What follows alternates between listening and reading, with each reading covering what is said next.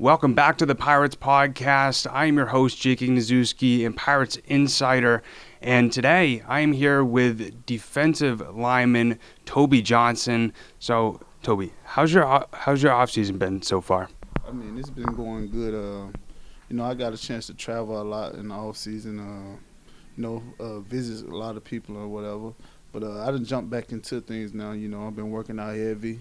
Kind of got Jawad in there trying to get his lift on or whatever. So it's been good. I've been here. I've been working a lot. Got a good job out here. So I just been working heavy and trying to get back in the groove of things. There you go. And so what sort of places did you travel throughout this offseason so far? I took a lot of trips. I done went to a lot of places. Vegas for the first time. I went to New York, Texas, Georgia. I've been a few places. So, yeah, I just been enjoying the off season. Makes sense. That must have been a great time in Texas as well as Vegas. I bet you're really excited to visit there this season as well. Yeah, Vegas was super fun. Like I said, I'd never been to Vegas. That was the first time, and I enjoyed that a lot. Fortunately, I was moving from Texas. That's the reason I went back to Texas. I had me and my friend at the time or whatever had to move or whatever. So other than that, everything been good. I just been enjoying, letting my body get back in shape. I was kind of beat up, banged up in the season, so just relaxing and just trying to get back into the groove of things. Makes sense. I want to start off sort of talking about sort of your journey to the Pirates in the IFL as well. So, you played for 6 other NFL teams during your career. So I just wanted to ask you a little about your experience playing in the NFL. It was great. Got a chance to play with a lot of good vets, older heads, and my rookie class coming out, we was pretty good.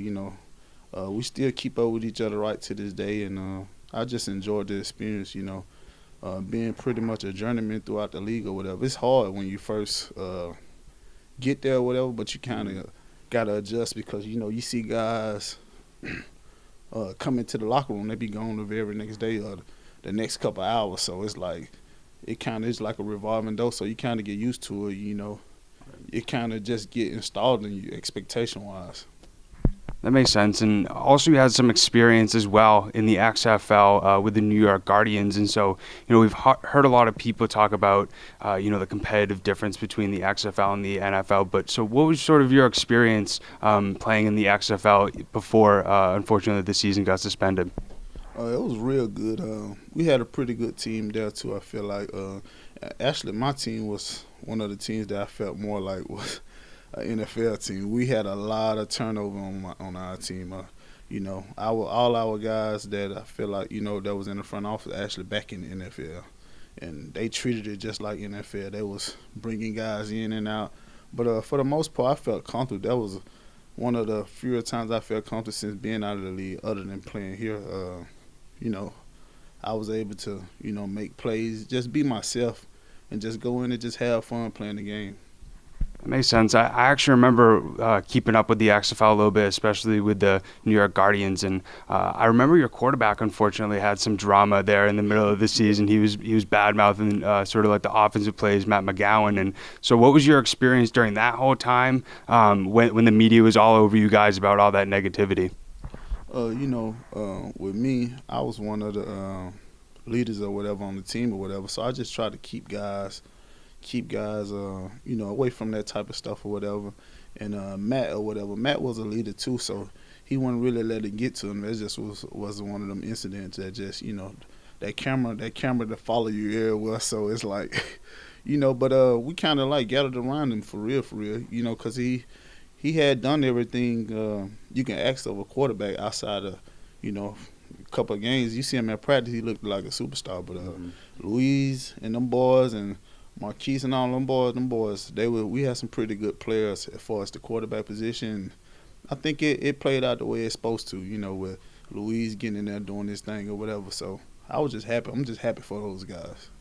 Makes sense. And it was obviously unfortunate when the season got suspended due to COVID-19. And I was always curious, how did you guys sort of find out about that? And what was your initial reaction when you first found out? We was pretty. I know I was kind of hurt because, that was the week Louise had gotten that thing and he had been playing well, and our defense had already been playing well since day one. And that was the big week we were supposed to play Houston. So, everybody, we had a big game plan going in, and I was just hyped. But the reason we found out, the way we found out about it is I had one of my homeboys that played with Seattle or whatever, and he was telling me like how they had like a breakout out there, a breakout with the COVID, and so we was sitting in the training room, and I just asked the trainers and stuff. They was downplaying it or whatever. But a lot of the guys we got together and just like, man, we don't want this to happen like how it happened in the Alliance League. So we just brought the coach in there and told the coach just, hey, be straight up with us, just tell us. And he was a pretty honest guy, can't do no respect it. He was just like, he ain't know no more than what we knew. And from the looks of things, it was getting ready to shut down. And probably like an hour later, it shut down. So that was pretty much how we found out about it. Everybody was devastated. We got around each other, like I said, and just, talked about a little other memories and, just wished everybody well and whatever. So, we had a good time. Coaches was great. Players was great. The whole experience was good. Makes sense. Yeah, that must have been obviously an unfortunate way to find out, and obviously upsetting. But thank God you're here this year with us, with the Pirates, and you actually had the opportunity to play for the Pirates back in 2019 in the National Arena League. What was sort of your experience in 2019 compared to obviously last year when you guys won the championship? It was one of them things where I wanted to be more of a leader. I came here in 2019. I was one of the new guys, like I said in the last interview or whatever. But this year it was fun. I felt like guys were being themselves. We had a lot of different unique, what I want to say, personalities or characters or whatever. And we ain't judge each other. We just get gathered around each other and let everybody be themselves. And when it came to the field, we played ball and try to get a chance to know each other outside the field, other than the football. And I feel like that carried over, and then guys start playing for one another. That makes sense. We always hear it doesn't matter really what sport it is. Team chemistry is always a huge thing, especially in the locker room. And it's nice that obviously things went great for you guys in 2021. We were able to win the championship and that 11-game winning streak. What was that sort of like, seeing the team win 11 games in a row? It was one of them things where it was like a last chance you thing going around here. It was guys was coming in here ready to, knock each other heads off around here. And, that builds character too. That brings the team closest because you see guys actually care about this. Even though a lot of our team or whatever play in other leagues, NFL, XFL, whatever. But, that showed guys like actually care. Like this ain't nothing to be played with. And, that made those other guys like, try to play to expectation. This wasn't nothing to just be playing. We here to play, make, play and build chemistry and have fun doing it. But we also want to win, and they carried over. That Green Bay incident was it was bad, but it helped us big. It helped us big time. I feel like. I bet. And after that third loss in a row, what sort of happened in the locker room, either like right after the game or like the practice after that really helped everybody sort of, focus back in and, really propelled you guys to get to that 11-game winning streak? I feel like we ain't had no business losing games. No way. The way we lost the first 3 games, we had a big lead.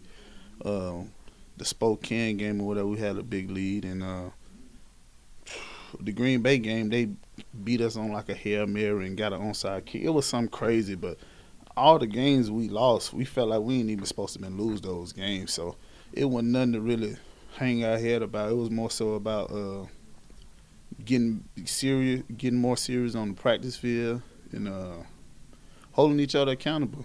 That's the real big thing. You gotta hold each other accountable, man. You want to win, I don't care how much talent you got in the world. If you don't hold each other accountable, guys tend to, wander off. Worcester is a nice area, second biggest city in the New England area, so it's a lot to do out here. So it ain't like it's just no boring place. So you guys can wander off, and so yeah, just holding each other accountable, man. That's the main thing.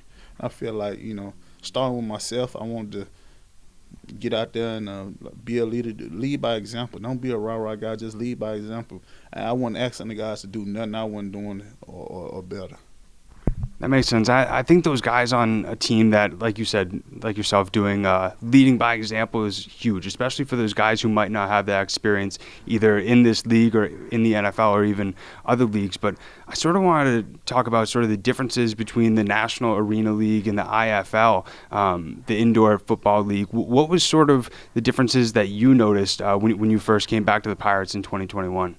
I was more excited because I can show my skill set as far as like in the run game. They run the ball a lot more in this league, and you have real running backs. I was excited about not having to go through two guys like myself every play. If you beat the center, you got another guy my size playing running back waiting on you. So I was excited about that, and I feel like it was a good transition. I feel like both leagues have a lot of talent. I won't put no league over each other. I feel like as far as the IFL, they just better with what I want to say, like as far as media and stuff like that. I feel like both leagues got a lot of talent, but the IFL definitely was a good experience. And so is the NAL. Like I said, I recommend all my friends, all everybody I know, to just come and play.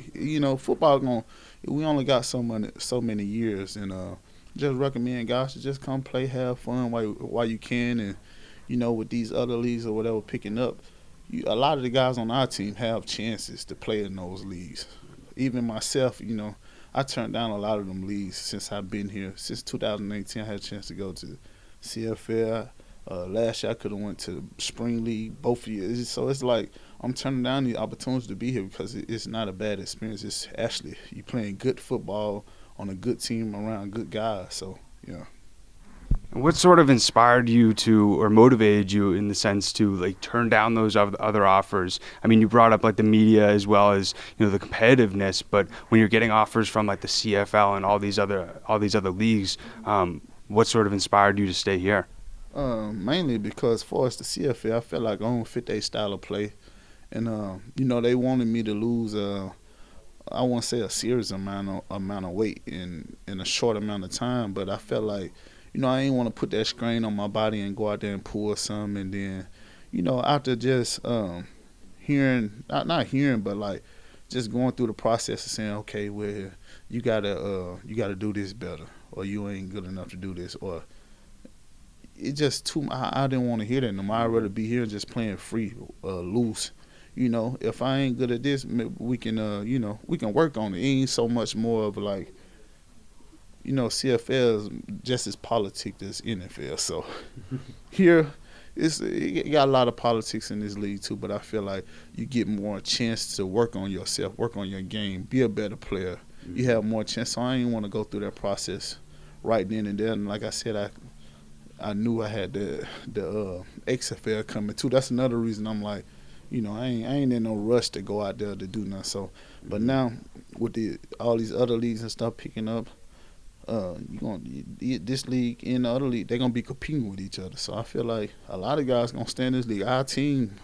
Most of our team gonna have a chance to play in there. But I feel like a lot of them guys gonna stay here because it's, you can be yourself. You can be yourself, and they got good paying jobs out here because the cost of living is expensive. Mm-hmm. So it ain't like you ain't making no money because you got a good paying jobs out here. So. That makes sense. I think that's definitely huge when you're considering the pros and the cons and everything like that. But you were a guy who was so dominant throughout the 2021 season. You were ranked second with 3 forced fumbles. You also had 8 tackles for a loss, and you had the opportunity to be named to the first all-team defense. So I wanted to hear sort of what was your reaction when you first heard that your name was mentioned there. I mean, it felt good. Even though they had my stats messed up all year, so I was on them pretty hard, but it felt good. I ain't really worried about it. I'm not really big on stats, but it felt good to get recognized. It's been a while since I got recognized at some, probably since junior college or whatever, and I felt like I always been one of the top guys at my position, but for whatever, so my stats or whatever, they felt like other guys deserved it, but it felt good to see all my hard work had been paying off. So I was happy about it. That's like another thing. If I'm fortunate enough to play back in this league this year, that I'm gonna be aiming for that. Not only that, I want to be defensive player of the year. I feel like I got more than enough talent to do it, and the way the season shaped out last year, with our defensive coordinator Kaiser, or whatever, started letting me play more free. So I feel like this year I got a chance to win defensive player of the year, MVP of the league. So that's what I'm aiming for this year. So that was good, but I'm trying to get better. Makes sense. And you brought up those goals of being defensive player of the year as well as repeating the first team all defense. But you brought up in an interview 2 months ago that you would give yourself an A-, and you think that you could have done a lot better during the 2021 season. So how are you looking to improve going into 2022? I feel like everybody thought I was dominant throughout the year, but everybody just thought about it in the run. They ain't see what I did in the pass rush and stuff. I feel like I'm one of the best, if not the best, pass rusher in the league. Guys, we don't really get a chance to see it because as a nose guard, you had the two gap, make sure, you got a lot of running quarterbacks in the league, so you just can't take off and do a move because the guy going to run right by you. So that was like a lot we were struggling in the first 3 games. We faced 3 running quarterbacks with Green Bay and who else we played? Oh, Frisco. Like them, they had running quarterbacks, so it was – I was doing good in paper, but they were just running right by me. So, I had to sacrifice early on in the season to get everybody on the page to really see, what type of defense we can be. And it started with myself. And as the season went on and as, we got close and close to the championship, after, we figured out what was the issue or whatever, I feel like they started giving me little calls where, I can get loose and everybody cover me because I'm normally the guy that cover both ends. Mm-hmm. Whatever they do, I can't, because you can't cross each other. And, it got a lot of rules or whatever in Arena League. You can't cross each other. You can't go across the line of scrimmage. It's just a lot of the rules. So, but we figured a lot of stuff out. I watch a lot of film. So, I watch guys from Frisco. They got a pretty good D-line. Frisco, who else? Arizona. They was doing a lot of little stunts and a lot of little stuff I seen. Like they was trying to get their best guy on certain stuff and do little certain moves. So, we got that in the bag now. So, I feel like this year I'm gonna be dominant in the pass rush. I feel like I can have if we play 16 games, I feel like I can have 16, 17 sack year. Yeah, that would be incredible. And, you brought up the running quarterbacks we've seen in the NFL. That's become a lot more prominent. And with those dual quarterbacks, you really never know exactly what they're going to do. You could have a great secondary. You could have a cover 3, cover 4, whatever play it is. But, that guy could just come out of the backfield and just find a way to, get some extra yardage. Yeah, like I said, I feel like our D-line was good. Like we had the best D-line in this, but we was getting exposed because we couldn't handle them. We couldn't handle them mobile quarterbacks, and being able to beat a mobile quarterback, can't one man beat a mobile quarterback. It takes a team thing, like Lamar and them. Like, his first couple years, he was just tearing the league up because everybody there had one spy on him, or just a linebacker or a safety or whatever. No, when you playing players like that, it had to be a unit. You had to scheme them out. You just can't beat them. That's just what it is. That one athlete just better than pretty much the whole team athletic wise. So, yeah. So, guys like Drew Powell or whatever, he's a great dude, great player, whatever. You have to scheme for those guys. Even the backup quarterback, I forget his name, for Frisco, he was just as good. You have to scheme those guys up and, let guys do them, but at the same time play within the defense. That makes sense. And you brought up how dominant the Pirates' defense was in 2021. They were ranked first overall in all of the IFL. And so how do you think the team, or what do you think the team can do to be able to repeat that performance defensively? Pretty much guys coming in with the same mindset we had last year. I think we end up holding people to 31 points or something like that, or 29, whatever it is. We felt like that was too much. With a defense like us, we shouldn't give up more than 2 touchdowns. Sometimes zero. That we feel like we that dominant. We feel like we shouldn't give up no points. But if we do give up 2 touchdowns, that's a lot. That's a lot. And this year, what 31 points? It's like 3, 4, 4.5. So that's too much. And that come with holding each other accountable. Getting into your playbook, knowing everybody. That's another way you can play free in a defense. If I know what you got, I know what he got. Well, I know this play here, I know both of their responsibility. I may be able to cheat on this play to do something. So just knowing different positions on the field, knowing what they got beside you doing, help you play better and help you play freer. So getting in the playbook, trusting one another, and just being on the same page.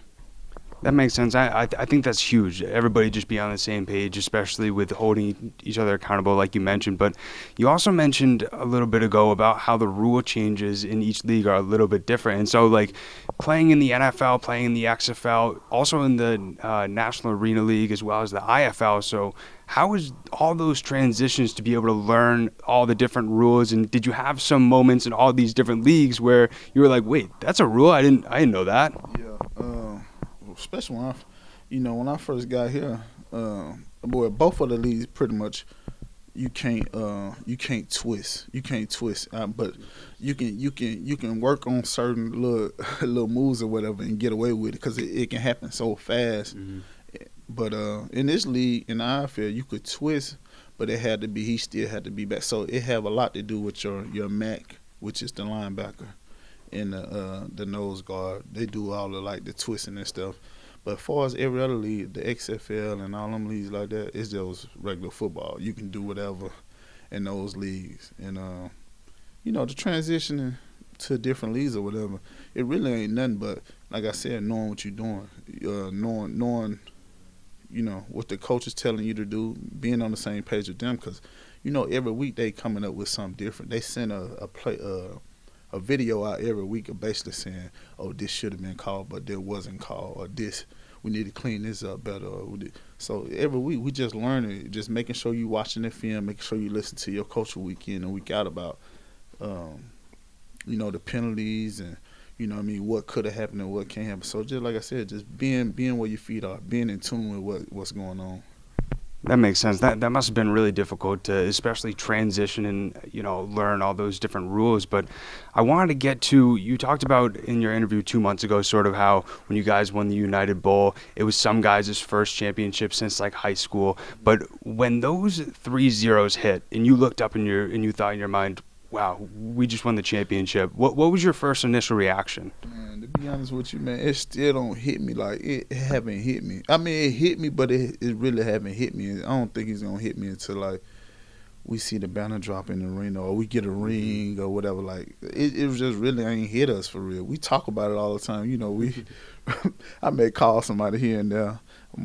Some of my close friends will be like, bro, we really won the championship. They be like, bro, it don't even feel like it because we feel like everybody feel like we should have done so much better. Like we could have had one of them 16-0 seasons for real. It just don't feel like it. But I was so happy. The team around us was happy. I kind of be cracking up sometimes just thinking about it because it's like, man, I always been on good teams. I tell people all the time, I ain't never been on no sorry team. I haven't. I never went up under 500. I never really lost a lot of games in no sport I played, especially football. I think the most games I probably lost was like three or four games in a season. It's before I got here in 2018. So it was really fulfilling. I enjoyed it a lot, and can't do nobody but thank God, thank my teammates, just thank Jawad and his people for giving us the opportunity to just come up here and put Worcester, Massachusetts, whatever, on the map and just give us a chance to represent them in the right way. Yeah, and I bet obviously when you first realize, like you said, it still hasn't hit you. So once you see the rings, the banner, and everything, it'll fully hit you. But going into this next season, sort of what is your goals or team goals? Obviously, the team wants to defend the championship, but how do you think that that's the best way that they can make that happen? The best way about making that happen is guys need to not listen to the chat out there and come on back home and what I mean. We just get back around each other. Let's run this thing back and let's do things the right way. Let's just get around each other. Let's build a little more camaraderie. Let's know each other even more. Like guys start enjoying it when guys start like actually knowing where guys come from, why they do this, why they do that, or why he act like that, or why he listen to that type of music, or why he drink this. It just makes it fun. The more you know about a person, the more you want to be around. The more that's just what it is. So the way we gonna get back to running this thing back is guys buying back in, guys coming back, signing back. Should have been signed back if you ain't signed back, and like I said, just doing it, like being better than you was last year. That's my goal. I want to be better than I was last year. I want the team to be better. I want the defense to be better. I want the offense to be better. I want everybody to be better because that's how I hold myself. If I feel like going to this season and I don't play better, I may start thinking about hanging it up because that's just my personality.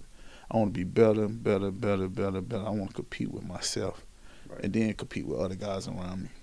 I think that's a great mindset, and it's one of the biggest reasons why you've been so successful throughout your football career. And you've played for 2 different seasons with the Pirates in Worcester. And so what has been one of your favorite, or what's the biggest reason why you love playing for the Pirates and in Worcester? Because when I go out, people, I won't say a lot of people recognize me, but a lot of people do. And, I got my Pirates keychains and stuff, and I was one of the drivers or whatever on the team. So it's so hard, going out or whatever. God, they treat us like we superstars and stuff out here. Like I said, I work at the hospital out here, and, they love us out here. Like, they love the Pirates. And, even people who haven't been to the games or whatever, like I met a guy the other day that owns like three of the Dunkin' Donuts out here. Man, I was just telling him, I'm talking to him. He seen me with my Georgia jacket on. And I was just telling him, man, you should come check out some games. And I started telling him or whatever. And now he going to be at all the games next year. So it's just little stuff like that. A lot of people really still don't even know we out here. But the people that do know we out here, it like amazes them. Because people look at this like fantasy football. People want to see a lot of points. People want to see a lot, stopping defense. So that's the type of I feel like game this is, like a lot of scoring points. That's what people like these days. Fantasy football. Like people don't really like the boring stuff no more. So, this city, got a lot of stuff up and coming, and I can see a lot of potential in the city. That's why I love playing here. The people around here are nice. Great food. We stay down here a lot of good restaurants. And it's just a good place. You don't really know crime or nothing around here for real. So, guys can really get out and be themselves. You ain't got to worry about like a lot of stuff going on. Right. And we got good ownership too. That's the main thing. Those guys make sure we well taken care of, no matter if it's the cryo, lifting, food, little stuff here and there. So that's the main thing. You want to play with an owner or whatever they're gonna take care of you. No matter what. We got a pretty good ownership around here that makes sure the guys is, well taken care of, living and all that stuff. So you don't have to worry about the off the field issues, the stuff that other guys may be worrying about in other places. We have nice apartments, here, nice offices you can come into, massage therapists, food, whatever you can name. We have team barbers. We have everything here. So why wouldn't you want to come back here and play? Good media guys. It's just, our media thing, that's one of the top in the league too. So you get a chance to promote yourself. Guys who into stuff like that, if you promoting yourself or whatever, it builds your resume. And if you want to get back to the next level, this is one way to do it. We always on the big screen. They always got guys in here doing interviews or doing little cut up highlights of you or whatever. So this is one of the bigger places if you want to come, and if you ain't in the league or whatever, help you promote yourself to try to get you back out there. So that's why I love it out here. Yeah, I appreciate that compliment. And for anybody who has not checked out the social media accounts or the YouTube, make sure that you're subscribed and that you're followed because, like Toby said, we got A+ content for you guys all throughout the season. But Just lastly, I was curious, for any of the fans who are watching right now who are getting super excited for the 2022 season, is there any message that you want to give to the fans? Y'all just be there ready to cheer us on. We got big things for y'all. Just make sure y'all there to see us drop this banner or whatever. And we plan on running this thing back. We appreciate all y'all for coming this year, all the season ticket holders. And, we're going to go out there and put our best foot forward. So, we thank y'all for everything y'all doing. Hope to see y'all soon. Definitely. And the Pirates will be back in March at home against the Frisco. And so if you have not yet, like I said, make sure to follow and subscribe for weekly updates. This is the Pirates Podcast in the Resonate Studio. I am Jake Azuski. This is Toby Johnson. I'll see you guys next week.